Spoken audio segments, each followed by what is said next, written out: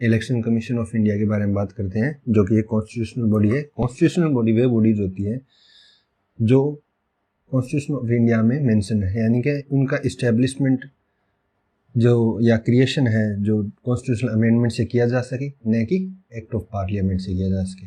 तो वे bodies constitutional body होती है। जहाँ तक इलेक्शन कमीशन ऑफ इंडिया की बात है, 25 जनवरी 1950 को इसे क्रिएट किया गया। तो 25 जनवरी को नेशनल वोटर्स डे के रूप में सेलिब्रेट किया जाता है। ये गांधी जी के यंग इंडिया जनरल था, उसका एक स्टेटमेंट है। By Swaraj I mean the government of India by the consent of people ascertained by the vote of largest number of adult population, male or female, native born or domiciled, who have contributed by manual labor to the service of the state and who have taken the trouble of having their name registered as voters.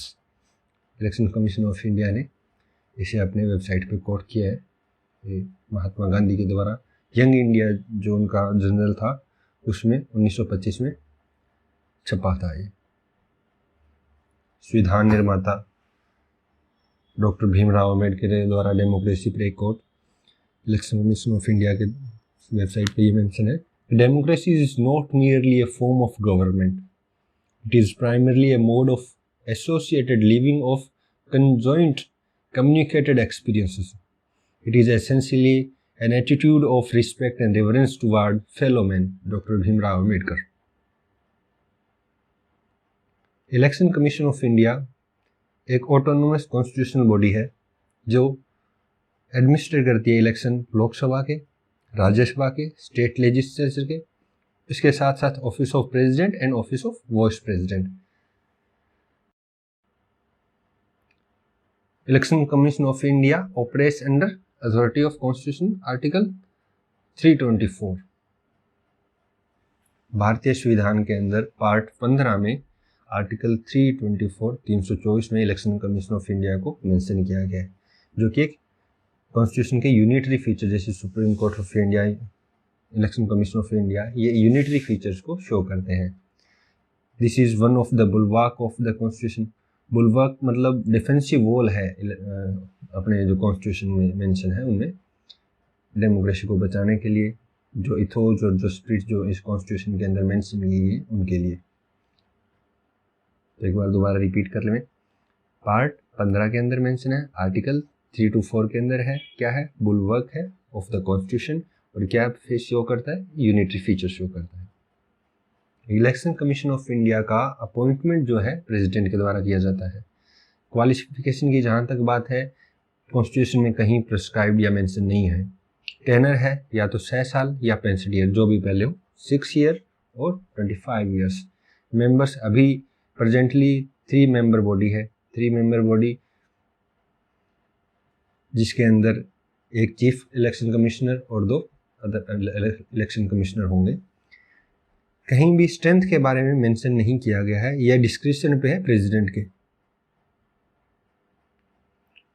Rajiv Kumar ji chief election commissioner, इसके साथ में election commissioner Anoop चंद्र पांडे और Arun Goyal. 3 member body है जिसके अंदर एक election commissioner जो chief होंगे और 2 अदर इलेक्शन कमिश्नर होंगे।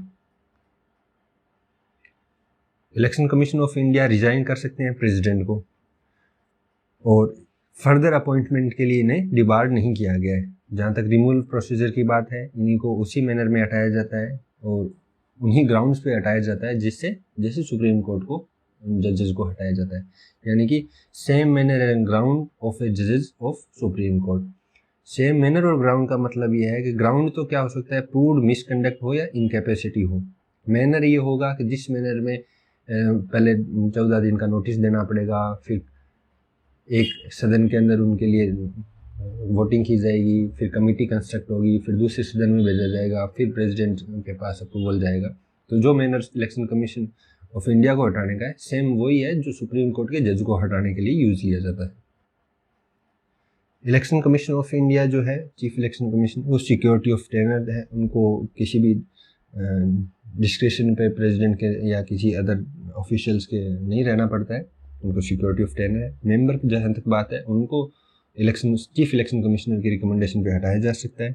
सर्विस और कंडीशन जो है उनको वेरीड नहीं किया जा सकता है। ये सारे इनके इंडिपेंडेंस को मेंटेन रखने के लिए और इनको किसी भी तरीके से दूसरे जो ऑफिशियल्स है उनसे इन्फ्लुएंस है, जो इस्टेब्लिशमेंट है, जो गवर्नमेंट है, उससे इन्फ्लुएंस नहीं होने के लिए इन्हें इंडिपेंडेंस दी गई है।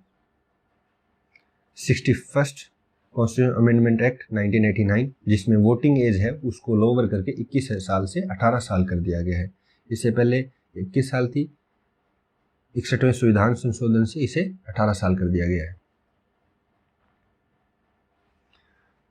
कॉन्स्टिट्यूशन के पार्ट 15 के अंदर आर्टिकल 324 में मेंशन किया है कि superintendence direction and control of the preparation of electoral roll के लिए किसके conduct of election of president के लिए, वाइस प्रेसिडेंट के लिए और स्टेट लेजिस्लेचर और पार्लियामेंट के लिए जो भी इलेक्शन होंगे उनकी authority election commission of India के पास होगी। आर्टिकल 325 में कहा गया है कि वन जनरल इलेक्टोरल रोल होगी जिसके अंदर रिलीजन, रेस, कास्ट, सेक्स इन चार के ऊपर या इनमें से किसी अदर पे कोई डिस्क्रिमिनेशन या किसी को डिबार नहीं किया जाएगा। आर्टिकल 326 में अडल्ट सफरेज के बारे में लिखा गया है कि जो भी 18 साल से ऊपर की आयु हो, मेल हो या फीमेल हो, all are eligible for casting vote. Article 327 में लिखा गया है कि पार्लियामेंट की कुछ पावर होगी रिस्पेक्टिव स्टेट लेजिस्लेचर के लिए, जैसे इलेक्टोरल रोल को प्रिपेयर करना, तैयार करवाना, या लिमिटेशन जो कॉन्स्टिट्यूएंसी का होता है उनके लिए इनकी कुछ पावर स्टेट लेजिस्लेचर के रिस्पेक्ट में पार्लियामेंट के पास होगी। 328 में पावर ऑफ स्टेट लेजिस्लेचर होगी। आर्टिकल 328 के अंदर पावर ऑफ लेजिस्लेचर जिसमें वो इलेक्टोरल रोल और तैयार करवा सकते हैं, इलेक्शन को वॉच कर सकते हैं। आर्टिकल 329 के अंदर बार ऑफ इंटरफेरेंस ऑफ कोर्ट इनके किसी इलेक्शन के मैटर के अंदर बाहर डिस्कशन नहीं देगा और जजमेंट नहीं देंगे।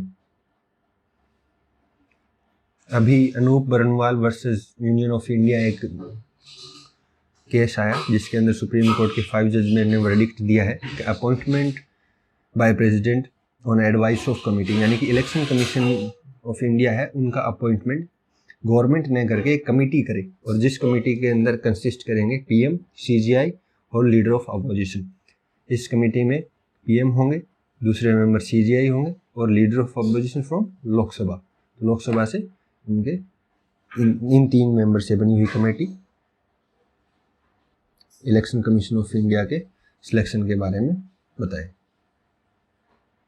और उसे फिर प्रेसिडेंट अपॉइंट करें।